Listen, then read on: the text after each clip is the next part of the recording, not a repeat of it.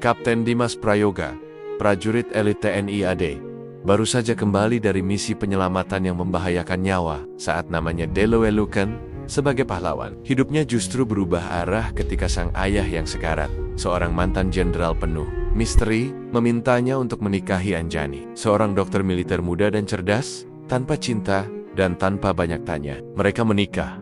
Namun, bahtera pernikahan mereka tak seindah yang dibayangkan. Dimas diam-diam mendapat misi rahasia, mengungkap dan mengeksekusi pengkhianat dalam tubuh TNI, seseorang yang telah menyebabkan tewasnya banyak pasukan karena membocorkan misi rahasia yang tak ia sangka. Semua bukti justru menyeretnya ke dalam keluarga barunya, bahkan ke arah istrinya sendiri. Anjani ternyata bukan sekadar dokter. Ia adalah agen intelijen militer yang juga sedang menyelidiki siapa pengkhianat sesungguhnya, dan target utamanya adalah Dimas sendiri. Di tengah dilema cinta dan loyalitas negara, Dimas harus mengambil keputusan, mengungkap kebenaran yang akan menghancurkan istrinya, atau menjalankan misi yang akan membuatnya mengorbankan semua hal yang ia sayangi.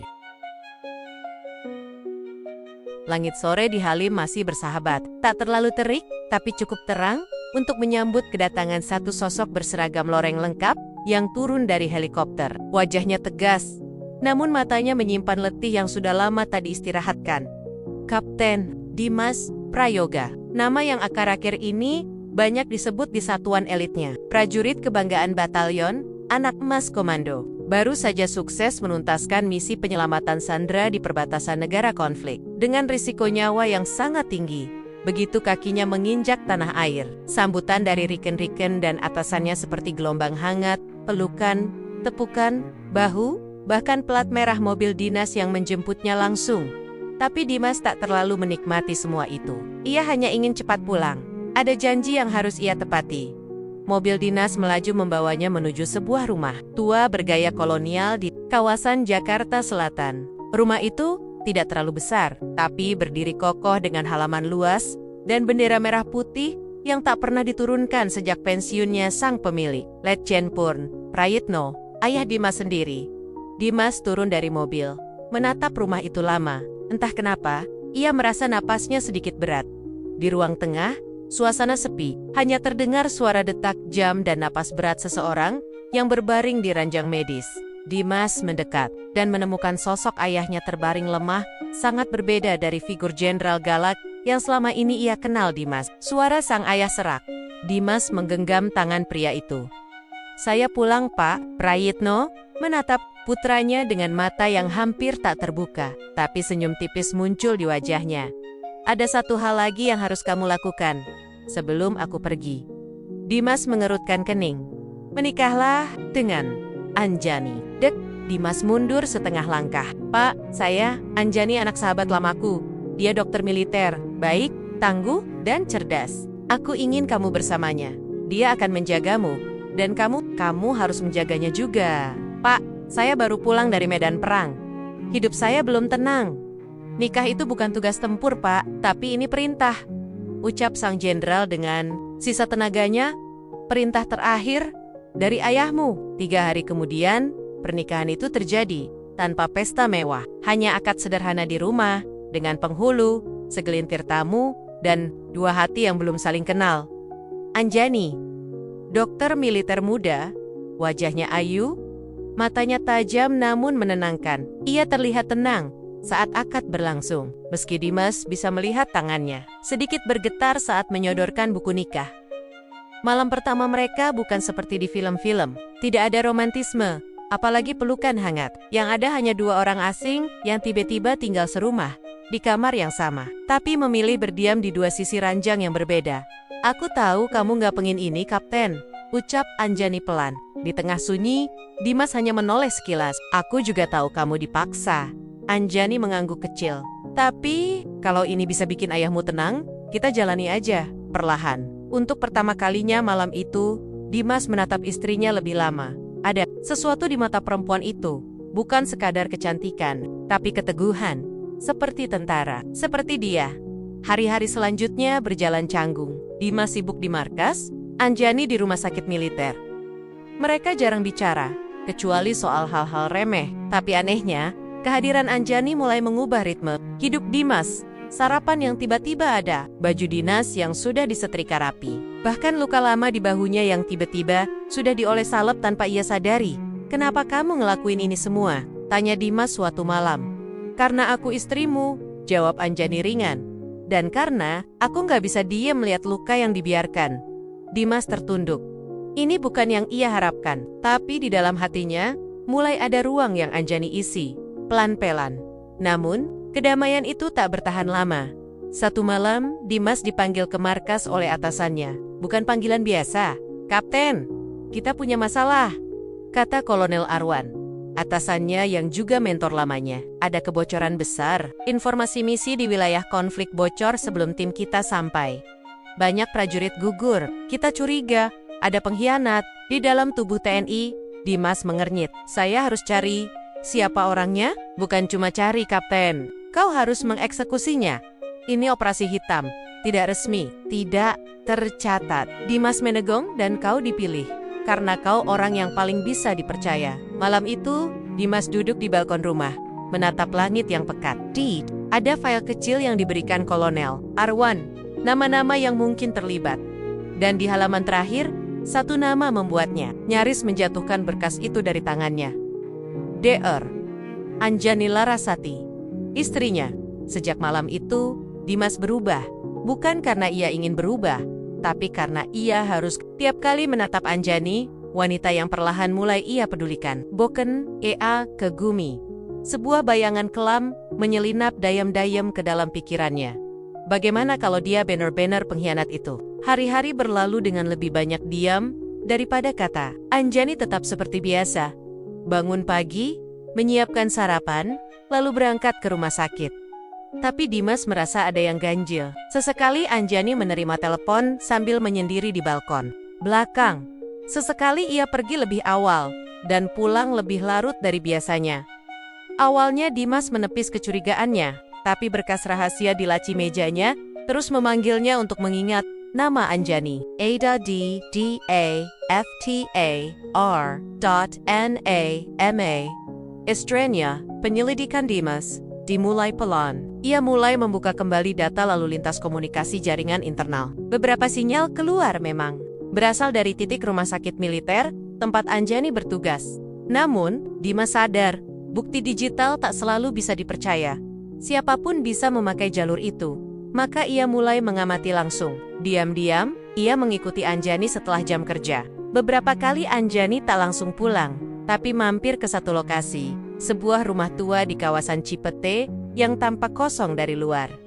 Dimas menunggu dari kejauhan. Anjani masuk. Tak ada yang keluar selama 2 jam. Ketika Anjani pulang, Dimas menyelinap mendekat, memeriksa rumah itu, terkunci rapat. Tak ada tenda-tenda aktivitas, kecuali sebuah kamera pengawas tersembunyi di sudut atap. Ini bukan rumah kosong biasa. Suatu malam, saat Dimas sedang membersihkan senjatanya di ruang belakang, Anjani tiba-tiba muncul. "Kamu lagi nyiapin misi ya?" tanyanya pelan, duduk di seberang Dimas. Dimas menoleh cepat. "Kok kamu tahu? Aku bukan istri yang gak peka," jawabnya sambil tersenyum kecil. "Kamu makin jarang ngomong, makin sering keluar malam. Matamu tajam kayak lagi di lapangan." Dimas terdiam. Ingin rasanya ia berkata jujur. Tapi bagaimana? Apa yang bisa ia katakan? Bahwa mungkin saja wanita di depannya ini targetnya Anjani, katanya akhirnya. "Kalau suatu saat kamu tahu aku bukan orang yang kamu kira, kamu bakal apa?" Anjani menatapnya lama. "Aku juga mau nanya hal yang sama ke kamu." Mereka saling diam, tapi di antara tatapan itu ada sesuatu yang berubah. Sesuatu yang menegang, menggantung, dan pecah di malam yang sama. Beberapa hari kemudian, Dimas kembali menerima laporan tambahan dari Kolonel Arwan. "Ada yang menarik," kata Kolonel, menyodorkan selembar foto. "Seseorang tertangkap kamera satelit memasuki rumah ini beberapa kali dalam 2 minggu terakhir." Dimas menatap foto itu. Jantungnya mencelos. Itu Anjani. Dia pakai identitas palsu. Kita belum tahu siapa dia sebenarnya. Tapi dia punya akses ke sistem komunikasi rahasia kita. Dan semua kebocoran misi berasal dari satu jalur, rumah sakit militer. Seketika, dunia Dimas serasa runtuh. Ia ingin menolak, ingin menyangkal. Tapi semua bukti mulai mengarah pada satu titik. Istrinya bukan seperti yang ia kira. Malam itu, Dimas pulang lebih awal. Rumah sepi, Anjani belum pulang. Ia masuk ke kamar Anjani. Tak biasanya, ia berani. Tapi sekarang, ayah harus tahu. Ia harus memastikan. Di laci meja rias, ia menemukan sebuah kartu akses militer bertuliskan nama palsu. Dan di balik tumpukan dokumen medis, tersembunyi sebuah USB drive. Dimas menyambungkannya ke laptop dengan tangan gemetar. File terenkripsi. Tapi Dimas bukan prajurit biasa. Ia punya akses dan kemampuan membuka sistem keamanan. Setelah 10 menit, file itu terbuka. Isinya, data rahasia misi-misi, TNI, foto-foto markas luar negeri, rekaman komunikasi internal. Ini bukan data dokter, ini data intelijen. Lalu sebuah video muncul. Anjani sedang melapor ke seseorang lewat kamera. Wajahnya tegas, berbeda dari keseharian. Target penyelidikan, Kapten Dimas Prayoga, kemungkinan besar terlibat dalam kebocoran data militer. Status, diawasi, Anjani. Bisik Dimas tak percaya. Kamu ngawasin aku? Tiba-tiba suara pintu belakang terbuka. Dimas buru-buru mencabut USB dan menyembunyikannya. Ia berdiri, menatap pintu kamar. Langkah kaki mendekat. Dan, sebelum ia bisa menyusun kata klak, sebuah pistol mengarah tepat ke dada Dimas. Anjani berdiri di depan pintu kamar. Wajahnya datar, dingin. Tak seperti biasanya. Kamu masuk ke kamarku tanpa izin? Tanyanya pelan. Hampir tak terdengar. Dimas menegakkan tubuh. Aku tahu siapa kamu. Anjani menaikkan pistol sedikit. Dan aku juga tahu siapa kamu. Beberapa detik hening. Lalu Anjani menurunkan senjatanya. Kita sama-sama bukan orang. Biasa, ya, jadi kamu bukan dokter. Anjani tersenyum tipis. Aku memang dokter, tapi bukan cuma itu. Unit rahasia. Anjani mengangguk.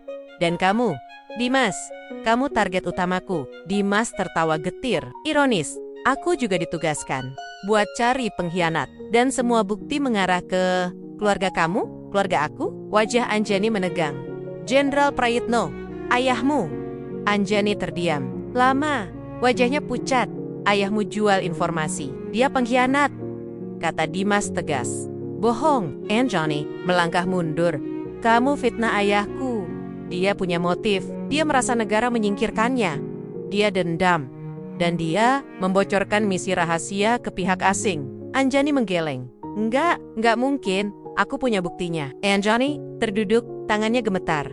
Aku cuma pengen ayahku bangga. Aku pikir aku melindungi negara dengan menyelidikimu. Tapi ternyata Dimas duduk di sampingnya. Kita punya pilihan, Jan. Kita bisa ungkap semua ini bersama, atau aku jalankan tugas terakhirku. Anjani menatapnya. Tugas terakhir. Dimas menatap ke arah jendela. Malam makin gelap.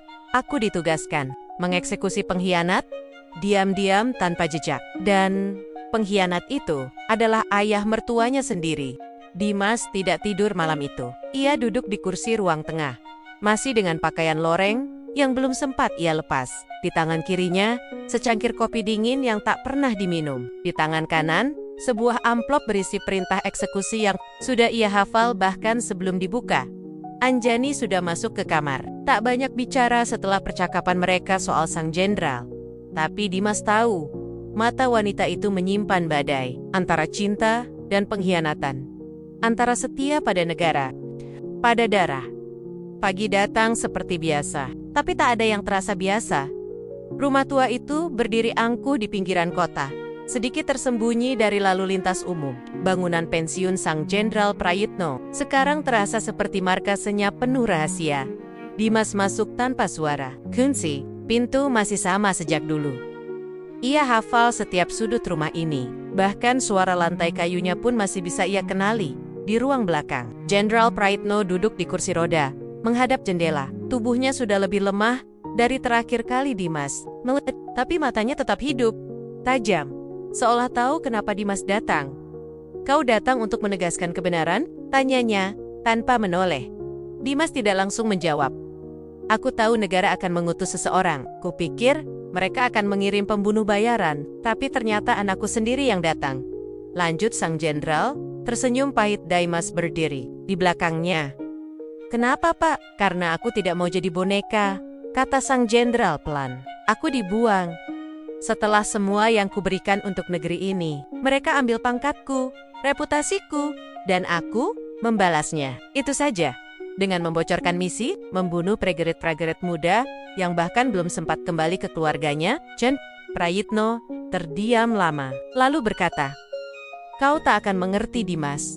Negara ini lebih kotor dari yang kau bayangkan." "Saya tahu itu," ucap Dimas tegas. "Tapi saya tetap memilih berdiri di sisi yang benar." Jenderal akhirnya menoleh, tatapannya dalam. "Lalu sekarang kau akan membunuhku. Di rumah ini?" Dimas menghela napas panjang. "Saya menjalankan tugas, tidak lebih." Ia mengangkat pistol dari balik jaket lorengnya. Tangan kanannya gemetar. "Ini bukan musuh di medan perang. Ini bukan target biasa. Ini ayah dari wanita yang mulai ia cintai." Dimas menatap pria itu. "Kau masih bisa bicara, tulis pengakuan." "Aku bisa." "Tidak perlu," potong sang jenderal. "Aku tahu akhir dari pengkhianatan. Aku tidak menyesal." Beberapa detik berikutnya hanya hening. Lalu, dor. Tubuh sang jenderal tersungkur perlahan. Tanpa suara, tanpa perlawanan. Eksekusi, bersih. Satu peluru, tepat di jantung. Dimas berdiri mematung, menatap darah yang mengalir pelan di lantai kayu. 1 minggu berlalu kabar Commission. Jenderal Prayitno diumumkan sebagai serangan jantung. Tidak ada penyelidikan, tidak ada pertanyaan. Sesuai skenario, sesuai instruksi, Dimas kembali ke rutinitas militernya. Tapi jiwanya tidak kembali seperti dulu. Hubungannya dengan Anjani seperti berjalan di atas kaca tipis. Tak ada yang bicara soal malam itu. Tak ada yang bertanya, tak ada yang menjawab. Hanya diam. Hingga suatu malam, Anjani duduk di samping tempat. Tidur, memandang langit malam dari jendela. "Kamu tahu?" ucapnya tiba-tiba. Dimas menoleh. "Apa?" Anjani tak melihatnya. Masih menatap langit. "Aku tahu, kamu yang mengeksekusi ayahku." Jantung Dimas berhenti sejenak. Anjani melanjutkan. "Seminggu sebelum ayah meninggal, aku dikirimi backup dari database penyelidikan. Isinya lengkap, termasuk instruksi eksekusi. Tugas itu diberikan padamu. Kenapa kamu gak bilang apa-apa?" Suara Dimas nyaris bergetar. Anjani akhirnya menoleh. Matanya basah, tapi tak ada air mata jatuh. "Karena aku tahu, kamu gak punya pilihan. Dan karena aku tahu, ayahku memang bersalah." Dimas ingin berkata sesuatu, tapi tak ada kata yang cukup. Anjani bangkit, duduk di sampingnya. "Kamu tahu rasanya," bisiknya pelan. "Tinggal serumah sama orang yang membunuh ayahmu, dan tetap memilih mencintainya." Dimas menatap wajah itu. Lelah, terluka, tapi tulus. "Dan kamu tahu rasanya," balas Dimas lirih. "Mencintai wanita yang bisa saja menjebakmu, tapi tetap kamu lindungi. Bahkan setelah kamu bunuh ayahnya." Mereka tertawa pelan. Bukan tawa bahagia, tapi tawa dua jiwa yang sama-sama retak. "Aku nggak mau tahu apa yang terjadi ke depan, Mas," ucap Anjani sambil menyandarkan kepala ke bahunya. "Tapi malam ini, biar aku tetap di sini, di sisi kamu." Dimas menggenggam tangan istrinya. "Dan aku di sisimu." Langit di luar gelap, tak ada bintang malam itu. Tapi di dalam rumah kecil itu, dua jiwa yang pernah saling mencurigai, kini saling memahami, saling menjaga. Dalam luka, dalam cinta, dan dalam diam,